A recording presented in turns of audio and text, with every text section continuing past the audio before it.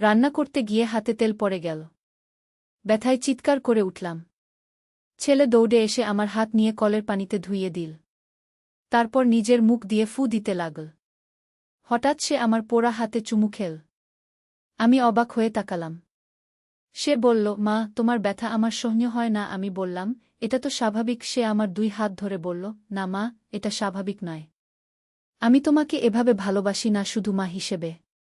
আমি তোমাকে ভালোবাসি একজন পুরুষ যেমন তার প্রেমিকাকে ভালোবাসে। আমার চোখ বড় হয়ে গেল। সে আমার পোড়া হাতে আবার চুমু দিয়ে বলল, এই হাত দিয়ে তুমি আমার জন্য রান্না করো, আমার যত্ন নাও। আমি চাই এই হাত আমার স্ত্রীর হাত হোক। আমি কিছু বলার আগেই সে বলল, মা, আমাকে বিয়ে করো। আমি তোমার সব ব্যথা সারিয়ে দেব, সারা জীবন তোমার সেবা করব। তেলে পোড়া হাতের চেয়েও বেশি জ্বালা অনুভব করছি বুকে। এই গল্পটি সম্পূর্ণ শুনলে আপনাদের পানি অটোমেটিক বের হয়ে যাবে, সো যত দ্রুত সম্ভব হাতের কাছে টিস্যু নিয়ে বসে পড়ো। বিছানার চাদর যেন নষ্ট না হয় সেটা সম্পূর্ণ খেয়াল রাখার অনুরোধ জানিয়ে গল্পটি এখন শুরু করব।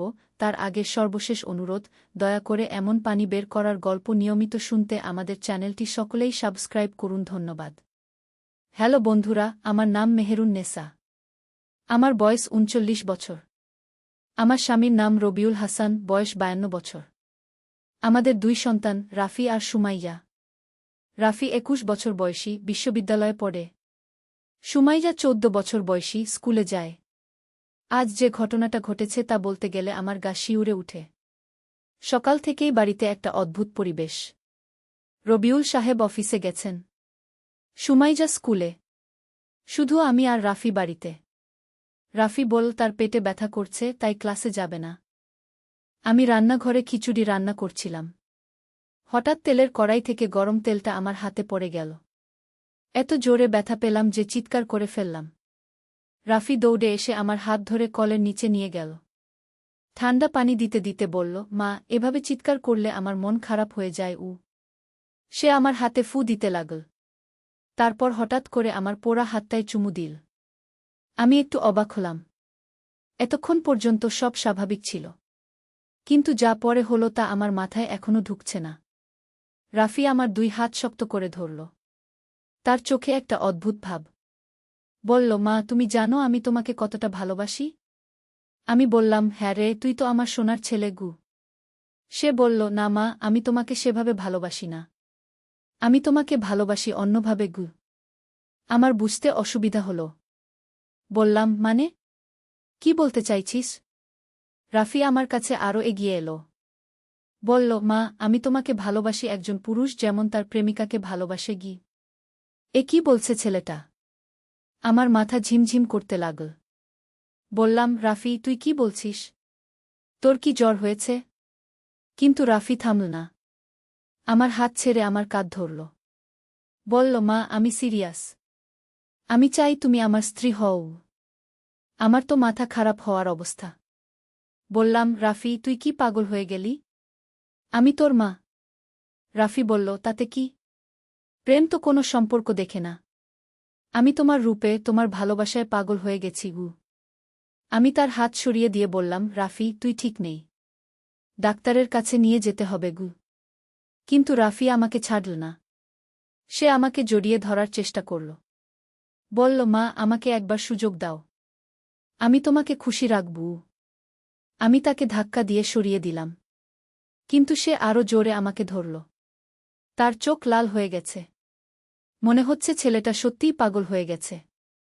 হঠাৎ দরজায় কলিং বেল বেজে উঠল। রাফি একটু থমকে দাঁড়াল। আমি এই সুযোগে তার হাত থেকে মুক্ত হয়ে দরজার দিকে দৌড়ে গেলাম। দরজা খুলে দেখি আমার বোন নার্গিস দাঁড়িয়ে আছে। তার সাথে তার মেয়ে তানিয়া। তানিয়ার বয়স 18 বছর। খুবই সুন্দরী মেয়ে। নার্গিস বলল, আপা, কেমন আছেন? আজ হঠাৎ মনে হলো আপনার কাছে আসি। আমি অস্থির গলায় বললাম, ভালো আছি। ভেতরে আসো। তারা ভেতরে এলো।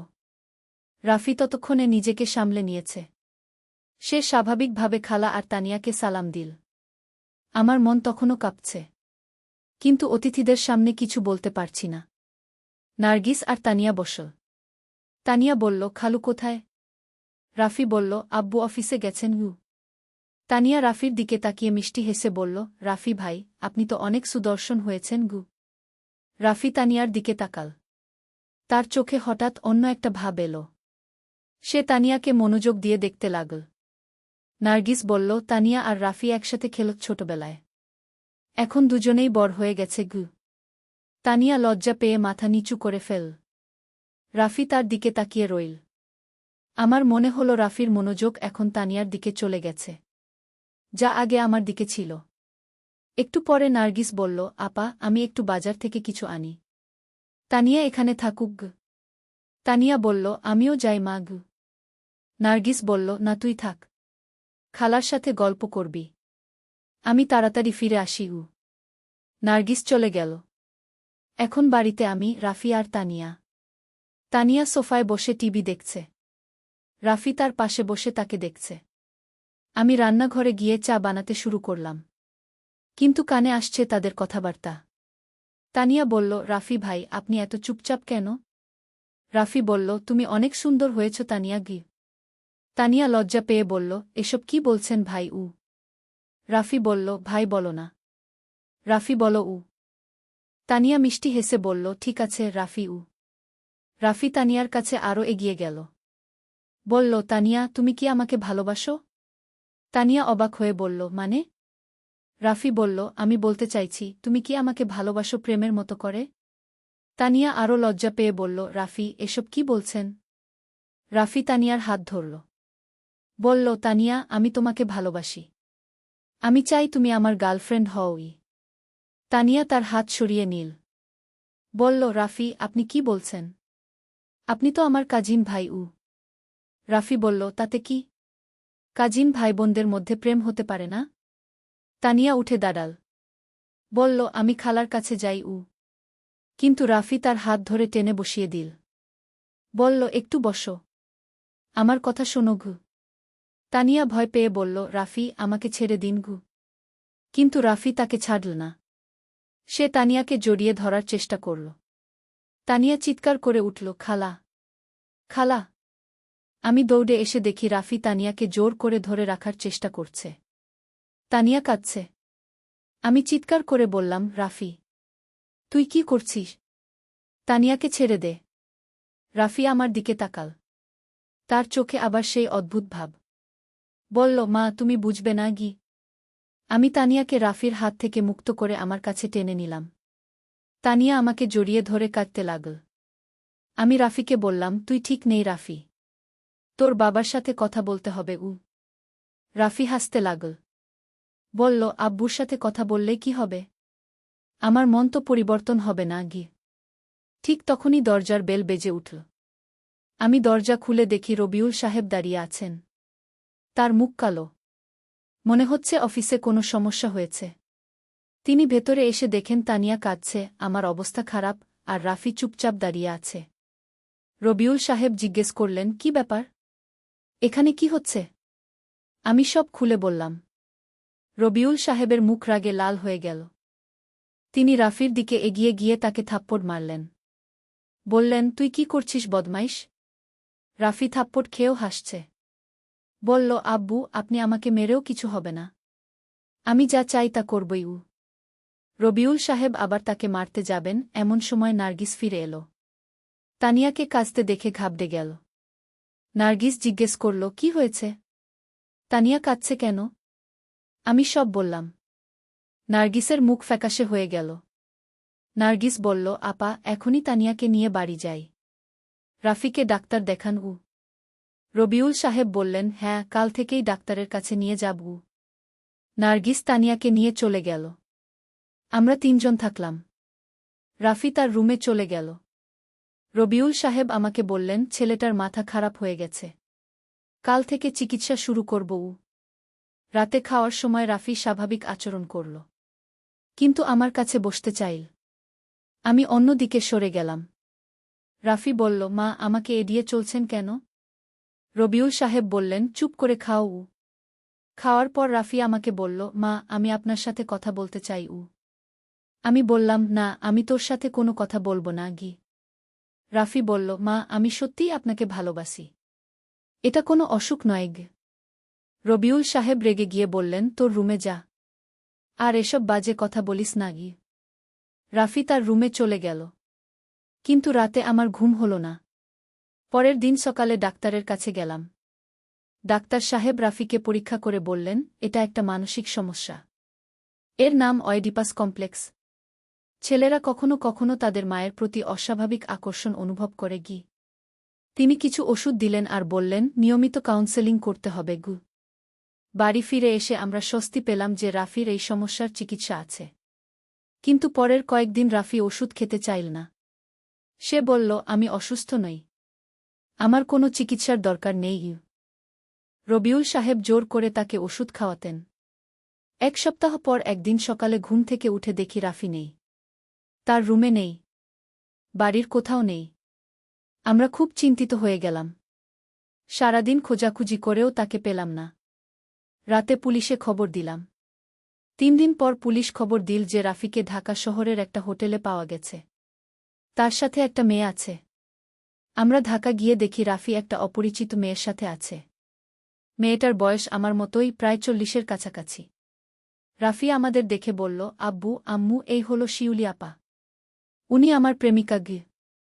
শিউলি নামের মেয়েটা আমাদের দেখে একটু লজ্জা পেল। রবিউল সাহেব রাফিকে জোর করে বাড়ি নিয়ে এলেন। বাড়িতে এসে রাফি বলল, আমি শিউলি আপাকে বিয়ে করব। উনি আমার মায়ের মতো। উনাকে দেখলে আম্মুর কথা মনে পড়ে। আমি বুঝলাম যে রাফি আসলে আমার মতো দেখতে কোনো মহিলা খুঁজছিল। এবং সে শিউলিকে পেয়ে গেছে। ডাক্তার সাহেব বললেন, এটা একটা ভালো লক্ষণ। রাফি তার মায়ের বিকল্প খুঁজে পেয়েছে গি। কয়েকদিন পর শিউলি আমাদের বাড়িতে এলো। সে একটা ভদ্রমহিলা। তার কোনো পরিবার নেই। স্বামী মারা গেছে 3 বছর আগে। রাফি শিউলির সাথে থাকতে শুরু করল। আমার দিকে আর সেভাবে তাকায় না। 1 মাস পর রাফি আর শিউলির বিয়ে হল। রাফি এখন খুশি। শিউলিও খুশি। আর আমি স্বস্তিতে আছি যে রাফির মানসিক সমস্যার সমাধান হয়ে গেছে। কিন্তু এই পুরো ঘটনা আমাকে একটা জিনিস শিখিয়েছে। পারিবারিক সম্পর্কের মধ্যে কখনো কখনো জটিলতা আসতে পারে।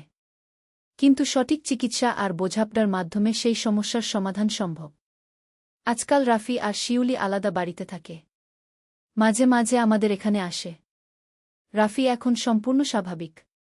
তানিয়াও এখন আমাদের বাড়িতে স্বাভাবিকভাবে আসে।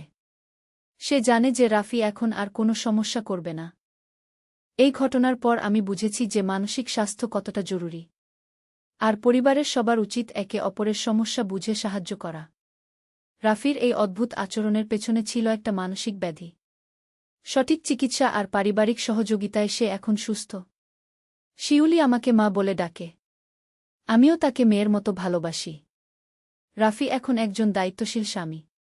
সুমাইজা প্রথমে রাফির আচরণ দেখে ভয় পেয়েছিল। কিন্তু এখন সে বুঝেছে যে ভাইয়ার একটা অসুখ ছিল। সে রাফি আর শিউলি আপার সাথে ভালো সম্পর্ক রাখে। রবিউল সাহেব প্রথমে রাফির উপর খুব রেগেছিলেন। কিন্তু ডাক্তার সাহেব যখন বুঝিয়ে বললেন যে এটা একটা মানসিক অসুখ, তখন তিনি রাফিকে সাহায্য করার চেষ্টা করলেন। এই পুরো ঘটনার মধ্যে সবচেয়ে আশ্চর্যের ব্যাপার ছিল যে রাফি কিভাবে শিউলিকে খুঁজে পেল। পরে জানতে পারি যে রাফি ইন্টারনেটে বিভিন্ন ম্যাট্রিমনিয়াল সাইটে আমার মতো দেখতে মহিলাদের খোঁজ করছিল। শিউলির সাথে প্রথম কথা হয় ফেসবুকে। রাফি তাকে বলেছিল যে তার একটা বিশেষ পছন্দ আছে। সে এমন কোনো মহিলাকে চায় যিনি তার মায়ের মতো দেখতে। শিউলি প্রথমে অবাক হয়েছিল। কিন্তু রাফি যখন তার সব কথা খুলে বলল, তখন শিউলি তাকে সাহায্য করার সিদ্ধান্ত নিল। শিউলি নিজেও একা ছিল। তার কোনো সন্তান নেই। রাফির মতো একজন যুবককে পেয়ে সে খুশি হয়েছিল। তবে শিউলি প্রথমে আমাদের সাথে দেখা করতে চেয়েছিল। সে বুঝতে চেয়েছিল যে রাফির পরিবার কেমন। আমি প্রথমে শিউলিকে পছন্দ করতে পারিনি। কারণ আমার মনে হয়েছিল যে সে রাফির দুর্বলতার সুযোগ নিচ্ছে। কিন্তু পরে যখন দেখলাম যে শিউলি সত্যিই রাফিকে ভালোবাসে আর তার যত্ন নেয়, তখন আমার মন পরিবর্তন হল। শিউলি রাফিকে নিয়মিত ডাক্তারের কাছে নিয়ে যেত। তার ওষুধের যত্ন নিত। আর সবচেয়ে বড় কথা, সে রাফিকে আমার থেকে আলাদা রাখত। রাফি এখন একটা প্রাইভেট কোম্পানিতে চাকরি করে। শিউলিও একটা স্কুলে শিক্ষকতা করে। তারা দুজনে মিলে একটা সুখী জীবনযাপন করছে। এই ঘটনার পর আমি অনেক কিছু জানতে পারলাম। ইন্টারনেটে খোঁজ নিয়ে দেখলাম যে অয়েডিপাস কমপ্লেক্স আসলে একটা সাধারণ মানসিক ব্যাধি। অনেক ছেলেরই এই সমস্যা হতে পারে। বিশেষ করে যেসব ছেলের বাবার সাথে ভালো সম্পর্ক নেই বা যারা মায়ের খুব আদরে বড় হয়েছে তাদের এই সমস্যা বেশি হয়। রাফির ক্ষেত্রেও তাই হয়েছিল। ছোটবেলা থেকেই সে আমার খুব কাছের ছিল। রবিউল সাহেব চাকরির কারণে বেশিরভাগ সময় বাইরে থাকতেন। তাই রাফি বেডে উঠেছিল শুধু আমার যত্নে। এই অতিরিক্ত ভালোবাসা আর কাছাকাছি থাকার ফলে রাফির মনে এই অস্বাভাবিক অনুভূতির সৃষ্টি হয়েছিল। ডাক্তার সাহেব বলেছিলেন যে এটা খুব বিরল নয়। সঠিক সময়ে চিকিৎসা করলে এর থেকে সম্পূর্ণ মুক্তি পাওয়া যায়। রাফির ক্ষেত্রে সবচেয়ে ভালো হয়েছে যে সে শিউলিকে পেয়েছে। শিউলি তার মানসিক চাহিদা পূরণ করতে পেরেছে। এখন রাফি আমাকে স্বাভাবিক মায়ের মতোই দেখে। কোনো অস্বাভাবিক অনুভূতি তার মধ্যে নেই। তানিয়াও এখন আমাদের বাড়িতে এলে রাফির সাথে স্বাভাবিক আচরণ করে। রাফিও তানিয়াকে বোনের মতো দেখে। নার্গিস প্রথমে অনেক রেগেছিল, কিন্তু পরে যখন জানল যে রাফির একটা মানসিক সমস্যা ছিল তখন সে বুঝল। আমাদের পারিবারিক সম্পর্ক এখন আগের মতোই। কেউ এই ঘটনা নিয়ে আর কোনো কথা বলে না। রাফি আর শিউলি প্রায়ই আমাদের এখানে আসে। বিশেষ করে ঈদ, পূজা, জন্মদিনে তারা আসে। শিউলি আমার সাথে রান্না বান্না করে, আমাদের পুরানো দিনের গল্প শোনে। সে সত্যিই আমাদের পরিবারের একটা অংশ হয়ে গেছে। রাফি এখন প্রায় বলে, আম্মু, আমি যে কি পাগলামি করেছিলাম। এখন ভাবলে নিজেকে খুব খারাপ লাগে গু। আমি তাকে বলি, সেটা তোর দোষ ছিল না রে। তোর একটা অসুখ ছিল। এখন তো ভালো আছিস হু। শিউলিও রাফিকে সান্ত্বনা দেয়া। বলে, অতীত নিয়ে ভেবে কি হবে? এখন আমরা খুশি আছি গু। এই পুরো ঘটনা আমাদের পরিবারকে আরও কাছে নিয়ে এসেছে। আমরা এখন একে অপরের সমস্যা নিয়ে আরও বেশি ভাবি। সুমাইয়া এই ঘটনার পর অনেক বেশি পড়াশোনা করতে শুরু করেছে মানসিক স্বাস্থ্য নিয়ে। সে বলে যে বড় হয়ে মনোচিকিৎসক হবে। রবিউল সাহেবও এখন রাফির সাথে আরও বেশি সময় কাটান। তিনি বুঝেছেন যে ছোটবেলা রাফিকে পর্যাপ্ত সময় দিতে পারেননি। আমি নিজেও অনেক কিছু শিখেছি। বুঝেছি যে পারিবারিক সম্পর্কের মধ্যে ভারসাম্য রাখা কতটা জরুরি। এখন যখন কোনো ছেলের অতিরিক্ত ঘনিষ্ঠতা দেখি তখন তাদের সতর্ক করে দিই। বলি যে সব কিছুরই একটা সীমা আছে।